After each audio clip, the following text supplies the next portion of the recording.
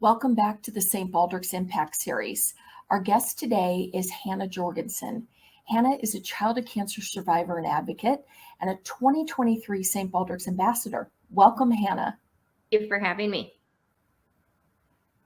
We're so glad to have you here, Hanna. You've described your early years as super active and healthy. You loved to play soccer and you dreamed of playing in college. But then in 2010, at the age of 16, everything changed when you were diagnosed with a bone cancer called osteosarcoma. Will you share your story with us? Yeah, absolutely. So I was a super active, healthy teenager. I really enjoyed playing soccer. So I played in the spring, summer, fall, and winter. And it was in my winter indoor league in 2010 when I started experiencing some pain in my right hip.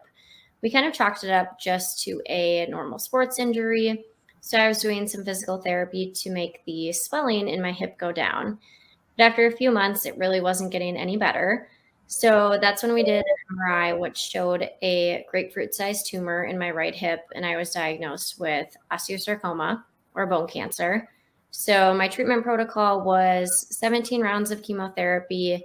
Then we found out that the tumor wasn't treating, and so my best chance of survival at that point was a hemipelvectomy surgery, so the amputation of my leg, hip, and half of my pelvis. And then following that, I did more chemotherapy just to make sure that everything was all clear. And now I am 13 years cancer-free. That's incredible after something so dramatic and such an epic diagnosis and treatment strategy. So, in all of this has led in a lot of surprising places that I think we're going to discuss. But in March, you were invited to be a keynote speaker on the importance of data sharing at the National Institutes of Health Childhood Cancer Data Initiative Symposium. Why is data sharing something you're passionate about, Hanna? Yes. So data sharing is something I'm passionate about because I think by sharing our information with doctors and researchers, then we're able to learn from other people's experiences and then in turn improve outcomes for future generations. So I think it's important, especially in childhood cancer, where the number of cases is relatively small. So it's more difficult to conduct those large scale clinical trials. So by sharing data, we're able to identify those patterns and those trends in childhood cancer, which can lead to a better understanding of the disease and potentially new treatments. And also, I think through data sharing, we are able to save time because then we are avoiding duplicating work that has already been done so that we can focus on new treatments and new therapies. But I think most importantly, data sharing, it gives hope to patients and their families. When a child's diagnosed with cancer, it can be frightening and overwhelming. And I know that all too well. And so I know that through data sharing, we're able to work together and we can improve outcomes and kind of give more hope to families and patients for a brighter future. During your 10-year cancer checkup, you learned you have Li-Fraumeni syndrome, a genetic mutation that increases your risk of developing multiple cancers. How did this news impact you and change your plans? Yeah, so I think finding out about Li-Fraumeni syndrome, it was a total shock to find out that I had a genetic mutation. I found this out in my mid-20s, but I've actually carried it my entire life. So that came as a huge surprise to me. But it's really allowed me to kind of shift my mindset in terms of my health, and it's allowed me to be a lot more proactive. So I do very intensive screening protocols. So every year I go through a series of a lot of tests just to make sure that there aren't any cancers popping up because I am so prone to developing different ones. I also underwent a prophylactic mastectomy just because of my nearly 100% chance of developing breast cancer. So I think it's impacted me in a positive way in terms of being more vigilant and proactive with my health.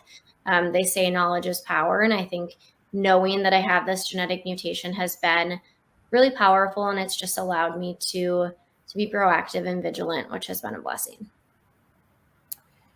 You shared that while your cancer survivorship has been filled with challenges, you choose to focus on what you've been able to accomplish. Since your diagnosis, you married your soulmate, Jake.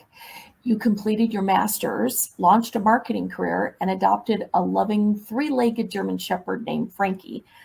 What do you want others to know about both the challenges and opportunities related to childhood cancer survivorship? I think there'll be times where you'll wonder if you'll get to do all the things that you dreamt of. For me, as soon as I was diagnosed, and especially after my surgery, I thought, okay, will I ever go to college? Will I ever get married? Will I ever get a job, or will I be overlooked? And so I had all of these questions. But what I can tell you is that you can absolutely do all of the things that you ever dreamt of. And I know that I was afraid that I wouldn't be able to, but I think that I'm proof that you can. And so many opportunities also have, come about after my cancer survivorship, after surviving cancer and my surgery and all of those things. I guess one of the things I can touch on is adaptive sports. So growing up, as I mentioned, I was a really active soccer player. So as soon as I lost my leg, I thought, wow, this isn't any fun anymore. Like I'm missing that competitive feeling that I had from soccer, and I really, really missed that. And so I kind of found the world of adaptive sports, which was a huge opportunity for me. And so I spent 4 seasons playing for the USA women's sled hockey team, which really allowed me to get that competitive feeling back that I missed so much after I couldn't play soccer anymore. So I guess my advice, or what I would tell others, is that there's going to be challenges and you're going to have a lot of questions, but you can absolutely do everything that you dreamt of and more. There will be plenty of amazing opportunities. So you've been adapting, it sounds like, all along to all these various curveballs you've been thrown, but how has cancer changed the way you approach life generally? So I think it's really changed the way that I think about life. And I know it sounds cheesy, but really, I don't wait to live the life that I've always dreamt of. So I don't wait to book the vacation. Don't wait to call the person that you've been thinking about all week. And I know, like I said, that sounds so cheesy, but really life is so short, and the list goes on, but it's allowed me really to be more present in the moment, I guess, and just not wait for things. So I approach life in such a different, I think, more beautiful way, I would say, because I've definitely learned that life is a gift. And each day that I wake up, I'm just really grateful to be here. That's well said. That's, I think, an important lesson for everybody to keep in mind. We're not promised tomorrow. Mhm. Why is it important to you, Hannah, to fund childhood cancer research? And what would you say to others who are thinking of helping? Yeah, so childhood cancer research, I mean, generally it's just so underfunded, but it's so important that it gets the attention and the funding that it deserves. As somebody who's a survivor of childhood cancer, I mean, I wouldn't be here today if there wasn't funding to discover the treatments and the therapies that I had. But there is a long way to go, and there are still a lot of kids that don't get as lucky as I did, And so I think anybody that is thinking about getting involved, do it. There is no if, ands, or buts about it. You will feel so good about yourself and what you're doing, because it really will make a difference in the lives of people like me and other kids that are going through it. So you've talked about the importance of living every day, not postponing things that you want to do. What is your hope for other kids with cancer?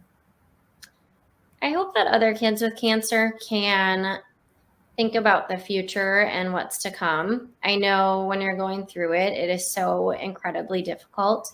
But I'm here to say that there is life after cancer, and there are great things to do and to see. And just having that hope for the future is something that was so important to me and got me through everything. And I think I'm a great example of, life after cancer can still be great, and you can still accomplish those dreams and live that life that you dreamt of. So I think that my hope for other kids with cancer is that they hold on to that hope, and they hold on to their dreams for the future, because they will get there and they will accomplish everything that they hoped. Hannah, your strength and positive outlook are so moving, and I think your story has just begun. And I also think the best years are ahead for you. So thank you for being with us today and for being a St. Baldrick's ambassador and sharing your story. Yeah, thank you so much for having me. And to you, our loyal audience, thank you for sharing this episode on your social media channels. And remember, research is hope, and you are the givers of hope to kids with cancer. Learn how at stbaldricks.org.